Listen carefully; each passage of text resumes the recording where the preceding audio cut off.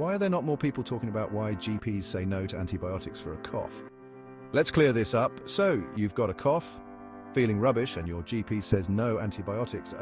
What's the deal? Well, most coughs are caused by viruses. Yep, those pesky bugs that antibiotics can't touch. Antibiotics work against bacteria, not viruses. Prescribing them when they're not needed can lead to antibiotic resistance.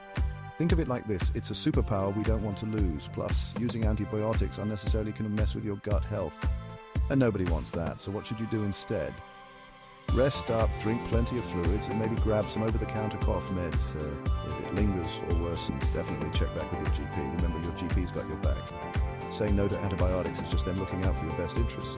Stay healthy and trust the process. Hit like if you learned something new and share to spread the knowledge.